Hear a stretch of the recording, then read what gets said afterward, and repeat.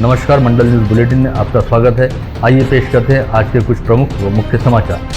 समूचे महाराष्ट्र की जनता को जिस पल का इंतजार था, आखिर वह पल अब आने में ही है और विधानसभा चुनाव को लेकर इंतजार की घड़ियां अब खत्म होने में है, क्योंकि कल बुधवार सुबह 7 बजे से महाराष्ट्र की 288 विधानसभा सीटों पर मतदान की प्रक्रिया शुरू हो जाएगी, जिसके तहत अमरावती जिले के 8 विधानसभा निर्वाचन क्षेत्रों का भी समावेश है। कल अमरावती जिले के 25 लाख से अधिक मतदाता अपने मताधिकार का प्रयोग करते हुए आगामी 5 वर्षों के लिए विधानसभा हेतु अपने 8 प्रतिनिधि चुनेंगे।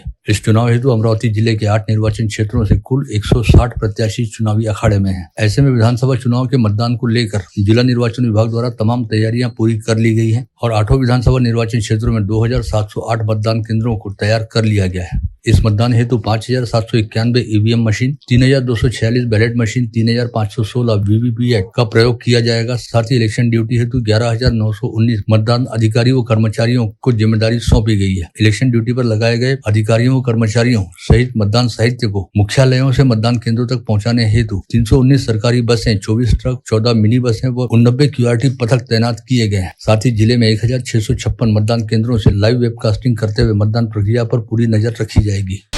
कल बुधवार 20 नवंबर को होने वाले मतदान हेतु जिले के 8 निर्वाचन क्षेत्र में तैयारी पूरी करने के साथ ही मेलघाट के आदिवासी बहुल इलाकों के दुर्गम व अति दुर्गम गांवों के 190 मतदान केंद्रों पर कल सोमवार 18 नवंबर को ही पोलिंग पार्टियों को रवाना कर दिया गया। वहीं जिले के शेष 2518 मतदान केंद्रों के लिए आज मंगलवार 19 नवंबर को पोलिंग पार्टियां मतदान साहित्य लेकर रवाना हुई। उपरोक्त जानकारी देते हुए जिला निर्वाचन अधिकारी व जिलाधीश सौरभ कटियार ने विश्वास जताया कि जिला प्रशासन द्वारा चलाए गए मतदाता जनजागृति अभियान के इस बार सकारात्मक परिणाम दिखाई देंगे और 70% से अधिक मतदान जरूर होगा।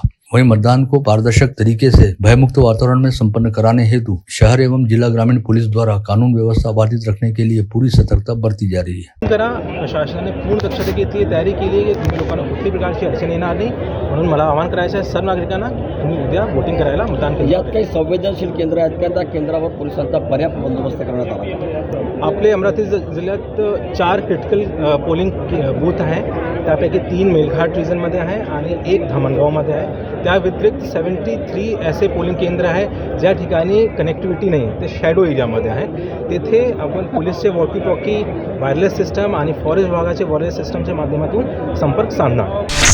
राज्य में कल होने वाले विधानसभा चुनाव के लिए मुख्य चुनाव अधिकारी द्वारा राज्य के सभी जिलाधिकारियों और जिला निर्वाचन अधिकारियों के नाम निर्देश जारी करते हुए कहा गया कि किसी भी मतदान केंद्र के बाहर 200 मीटर के दायरे के भीतर उम्मीदवारों को बूथ न लगाने दिए जाएं और एक ही इमारत या परिसर में एक से अधिक मतदान केंद्र रहने पर सभी मतदान केंद्र मिलाकर केवल एक चुनाव बूथ प्रत्येक उम्मीदवार के लिए स्थापित किया जाए, जिसके लिए निर्वाचन निर्णय अधिकारी व आवश्यकतानुसार सरकारी प्राधिकरण व स्थानीय प्राधिकरण से अनुमति लेना जरूरी किया गया है। इसके अलावा किसी भी सार्वजनिक व निजी संपत्ति पर अतिक्रमण न हो पाए और धार्मिक स्थल, शिक्षा संस्था व अस्पताल परिसर में बूथ स्थापित न हो, इस हेतु भी आवश्यक दिशा निर्देश जारी किए गए हैं। विधानसभा चुनाव से ठीक एक दिन पहले मेलघाट निर्वाचन क्षेत्र से प्रहार पार्टी के प्रत्याशी रहने वाले राजकुमार पटेल को लेकर सोशल मीडिया पर आज सुबह से एक खबर बड़ी तेजी के साथ वायरल की गई, जिसमें कहा गया कि पूर्व सांसद नवनीत राणा व उनके पति रवि राणा से अपना हिसाब किताब पूरा करने के लिए प्रहार प्रत्याशी राजकुमार पटेल द्वारा ऐन समय पर कांग्रेस का साथ दिया जा सकता है। इस खबर के सामने आते ही मेलघाट निर्वाचन क्षेत्र सहित पूरे जिले में जमकर राजनीतिक हड़कंप मचा। वहीं प्रहार प्रत्याशी राजकुमार पटेल ने इसे अपनी प्रतिमा मलिन करने का मामला बताते हुए अपने भतीजे के जरिए धारनी पुलिस थाने में शिकायत दर्ज कराई और कहा कि इस तरह की बेसिर पैर वाली खबर को वायरल किए जाने की वजह से विधानसभा चुनाव में उन्हें नुकसान हो सकता है, अतः मामले की जांच करते हुए संबंधितों के खिलाफ कार्रवाई की जाए। साथ ही प्रहार प्रत्याशी राजकुमार पटेल ने कहा कि उन्होंने अपनी दावेदारी किसी के भी पक्ष में पीछे नहीं ली है और वे प्रहार प्रत्याशी के तौर पर बैठ चुनाव चिन्ह लेकर मेलघाट निर्वाचन क्षेत्र से चुनावी अखाड़े में मौजूद हैं। धामणगांव रेलवे निर्वाचन क्षेत्र के भाजपा व महायुति के प्रत्याशी प्रताप अड़सड़ की बहन अर्चना रोठे पर अज्ञात व्यक्तियों द्वारा चाकू से हमला किए जाने की घटना सोमवार की रात 9 बजे के दौरान सातेबल फाटे के बाद घटित हुई थी, जिसमें अर्चना रोठे गंभीर रूप से घायल हुई। उनके हाथ में काफी गंभीर चोटें आई और उनके हाथ की एक नस भी कट गई है। भाजपा प्रत्याशी प्रताप अड़सड़ की बहन अर्चना रोठे पर हुए इस भीषण चाकू हमले से समूचे राज्य में भाजपा की ओर से तीव्र प्रतिक्रिया दी गई है। वहीं इस खबर के मिलते ही भाजपा की महिला प्रदेशाध्यक्ष चित्रा वाघ आनंद फानंद में आज सुबह अमरावती पहुंची और सीधे एक निजी अस्पताल में भर्ती अर्चना रोठे से मुलाकात करते हुए उनकी तबीयत के बारे में हालचाल जाना। साथ ही विधायक चित्रा वाघ ने इस घटना को लेकर विस्तृत जानकारी भी प्राप्त की। इस समय भाजपा के शहराध्यक्ष प्रवीण पोटे सहित भाजपा के अन्य पदाधिकारी उपस्थित थे। भाजपा नेत्री चित्रा वाघ ने अर्चना रोठे की मिजाज पुरसी करने के बाद मीडिया से मुखातिब होते हुए कहा कि अर्चना रोठे पर बीती रात किया गया हमला एक तरह से उनकी जान लेने की कोशिश थी। आम्ही हा भ्याड हल्ला आहे। त्या वॉशरूमला गेले असताना गाडीमध्ये 2 कार्यकर्ते बसले होते, ते येऊ शकत नव्हते तिकडे। आणि ती वेळ बघून हरामखोरांनी त्या ठिकाणी अक्कावरती हमला केलाय. आम्ही कोणालाही सोडणार नाही, कोणाची सुद्धा गय केली जाणार नाही, हे मला तुम्हाला या ठिकाणी सांगायचंय.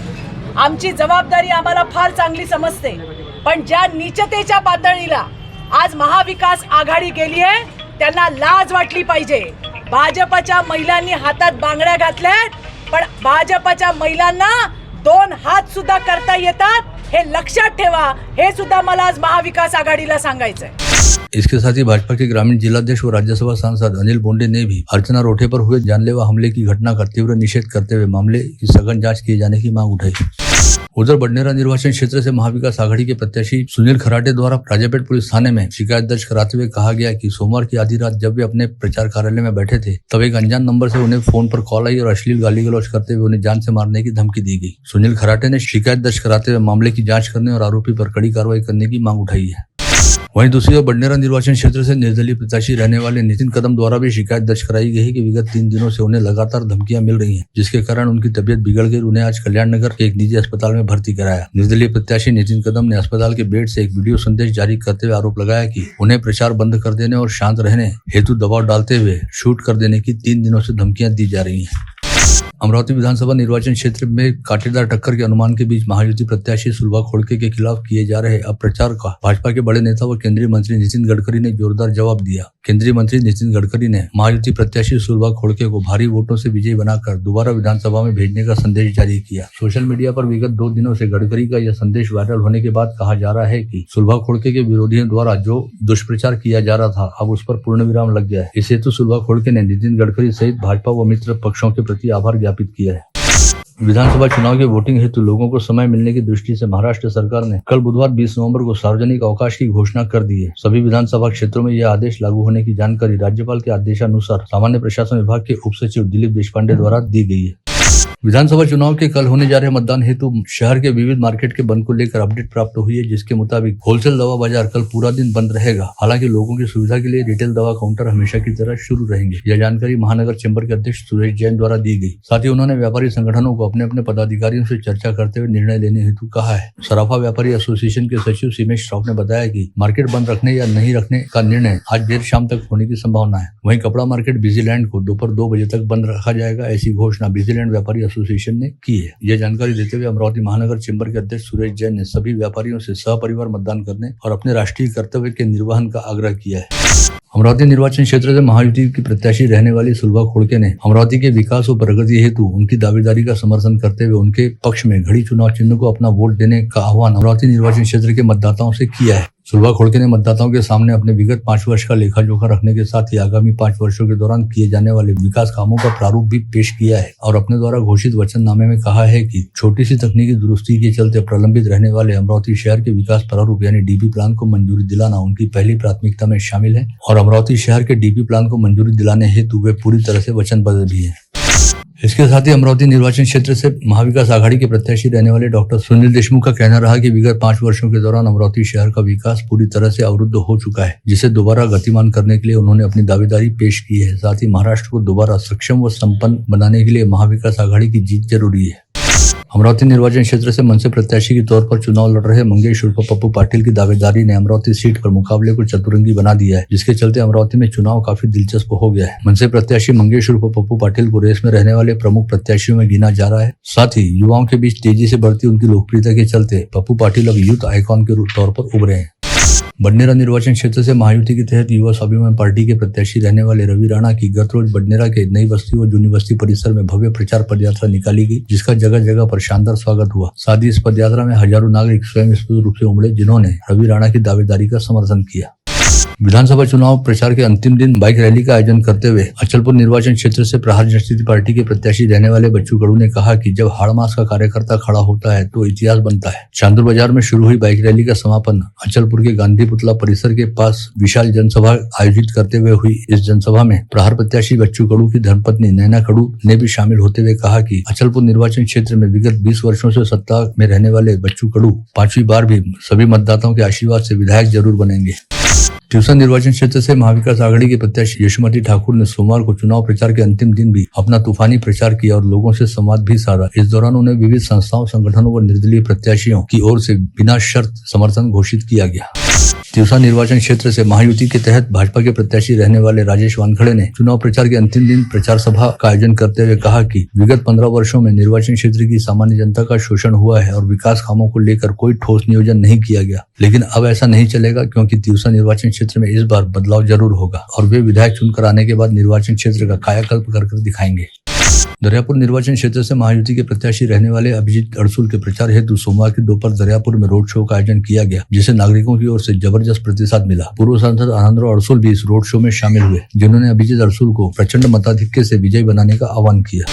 धामनगांव रेलवे निर्वाचन क्षेत्र से महायुति के प्रत्याशी प्रताप अड़सर ने प्रचार के अंतिम दिन धामनगांव व दानगांव में भव्य प्रचार पदयात्रा निकालकर अपना जोरदार शक्ति प्रदर्शन किया और चांदू रेलवे में कॉर्नर बैठक ली। इन प्रचार यात्राओं व कॉर्नर बैठक में सभी वर्ग के लोग बड़ी संख्या में शामिल हुए।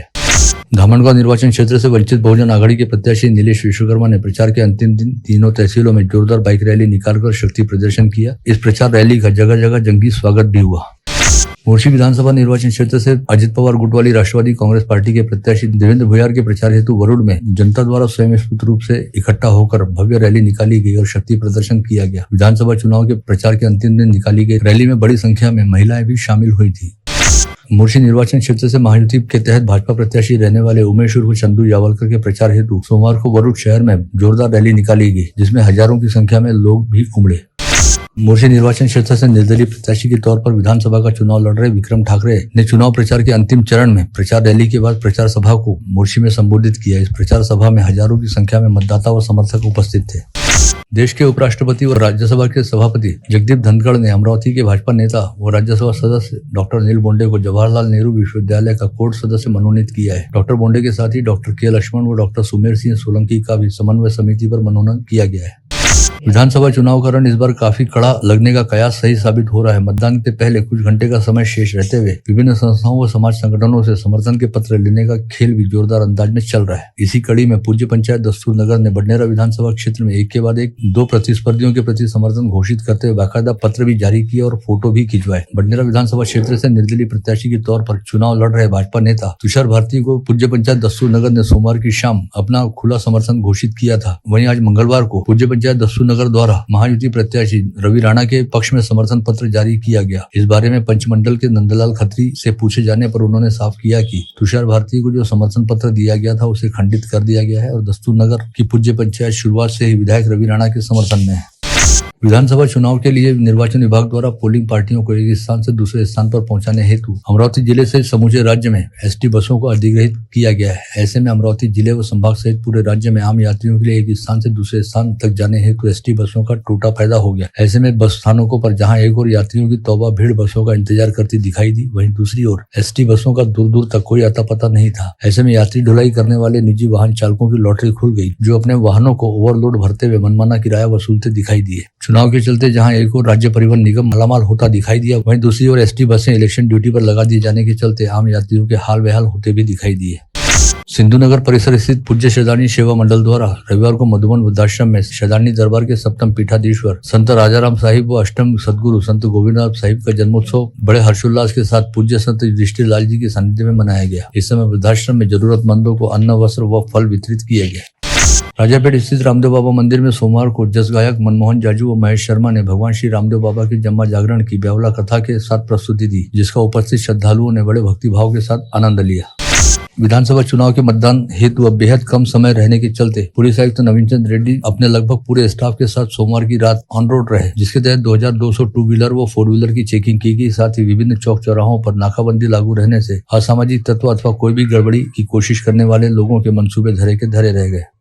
अमरावती ग्रामीण पुलिस के कुरहा पुलिस थाना क्षेत्र अंतर्गत हुई हत्या के आरोपी को दबोचने में पुलिस के श्वान लिली ने सहायता की और लिली के चलते पुलिस कुछ ही घंटों के भीतर आरोपी रंजीत निमरोड को दबोच सकी, जिसने कुरहा गांव में अपने फुफेरे भाई रितेश चुंगड़े को उधार के पैसे को लेकर हुए विवाद में सिर पर सीमेंट की ईंट मारकर मौत के घाट उतार दिया था। यह घटना 17 नवंबर की रात घटित हुई थी।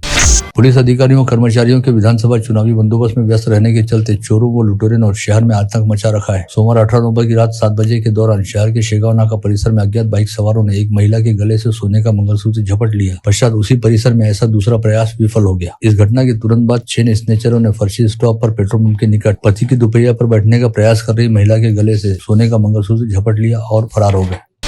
अचलपुर तहसील की वासनी बुजुर्ग गांव में 18 नवंबर की दोपहर 3:30 बजे के दौरान घर की दीवार गिरने से मलबे के नीचे दबकर गंभीर रूप से घायल हुई महिला की इलाज के दौरान मौत हो गई। मृतक महिला का नाम विमला वानखड़े बताया गया है। गाड़गीनगर थाना अंतर्गत तिरुमला कॉलोनी के पास रविवार की दोपहर एक व्यक्ति को उसके पुत्र के दोस्त ने ही लूट लिया। पता चला कि बेटे के दोस्त ने इस व्यक्ति को बीच रास्ते में रोका और चाकू दिखाकर 1.5 लाख रुपए का मोबाइल हैंडसेट छीनकर भाग गया। आरोपी का नाम श्रेयस उर्फ पप्पी पटेल बताया गया है।